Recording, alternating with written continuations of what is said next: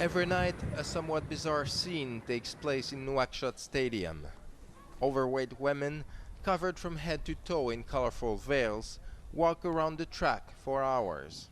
Some of them even try, albeit a bit clumsily, to run. Among them, Aziza Mintnima. She has been coming here every night for the past month. I try to lose weight, she says, and it's also better for my health. This would have been unimaginable just a year ago. It's a good example of how much the attitude has changed here. Traditionally, Mauritanian women have always been fat. It is a symbol of beauty here. It is a sign of wealth. But this cultural tradition also brings a lot of drawbacks. Aware of the problem, the Mauritanian Department for Women has made fighting obesity one of its top priorities. In fighting obesity, she says, we mean to help women perform better in their daily lives, at work or at school. A fat woman, for example, is not able to go to university. Neya Minthali did not wait for instructions from the government to start paying attention to what she eats, but she's having trouble losing weight. This has to do with the fact that she was force-fed when she was young. Between the ages of 8 and 12, her mother used to give her 4 to 5 liters of milk every day so that she gained weight. This has scarred her both physically and mentally. I remember I had a tough time, she says. I used to be afraid of everyone around me. I was fearful they would hit me.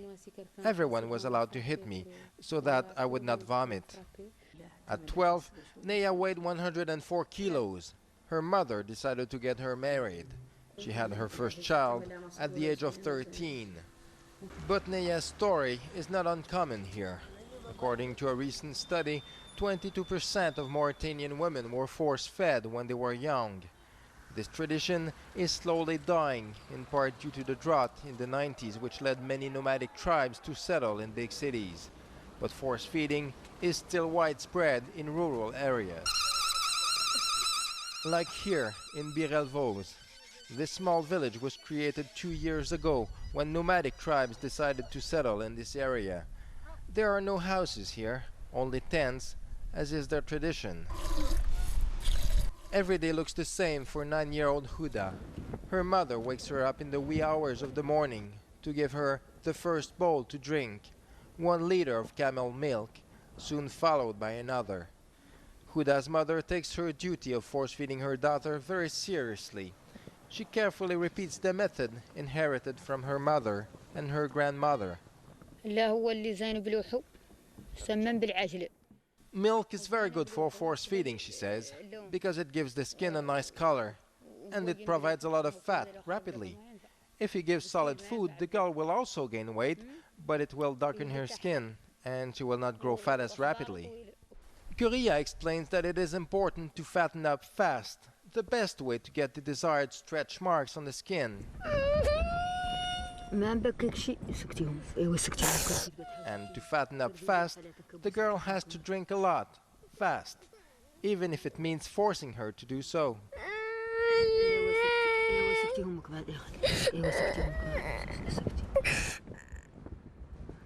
In another tent a few meters away, 7-year-old Fatima gets the same treatment. Her mother told her how important it was for her to grow fat, otherwise she would not get a husband. So Fatima tries really hard to drink the 2 liters of camel milk she was given, even though she's starting to feel sick.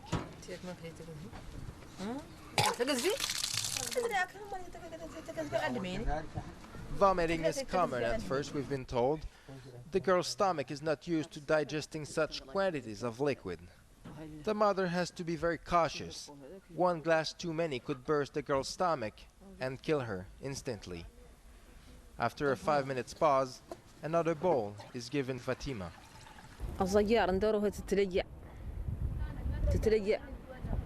At first, when we make them drink a lot, they vomit, she says. That is why we use the zaya, the traditional pliers, to squeeze their fingers or their feet. It hurts, and they forget about the urge to vomit. According to statistics, 1 out of 5 girls has her fingers broken as a result of the force feeding. After the morning treatment, Huda and Fatima can enjoy a few hours of free time. They're not allowed to play outside with the other kids, but they can take as much time as they want to drink 4 or 5 liters of srig, milk with water and sugar. This helps in the digestion, but it's mostly used to keep the stomach full in order to stretch it. With dusk comes the end of leisure time. Fatima has to drink another bowl, her 4th today. This time, her mother increases the pressure on her in order to avoid her daughter vomiting.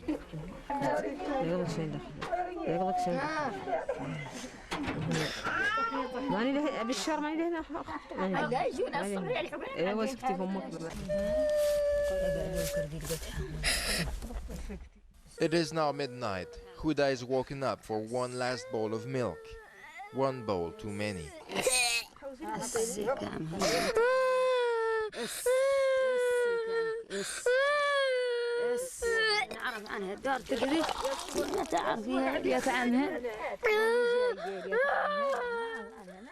Naya is an uncomfortable witness to the scene. She knows what Huda is going through, having experienced the same treatment years before. But Naya wants things to change in her country. She's created her own organization to do so. She now meets with the mothers of Huda and Fatima, listens to them, and tries to understand what motivates them to force feed their daughters. That way, she hopes to come up with viable alternatives. We can't just stop this treatment and not replace it by something else, she says. There's no school here. And since I can't provide my daughter with a valuable diploma, I'm investing in her beauty so that she can have a better future. It is important here to make women profitable, she says.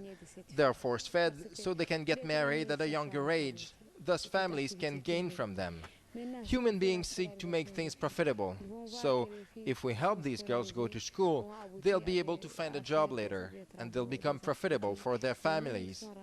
The most urgent thing is to build a school in this village. Unfortunately for Huda, Fatima, and thousands of other little girls in Mauritania, it is still faster and easier today to give kids a bowl of milk than to build them a school.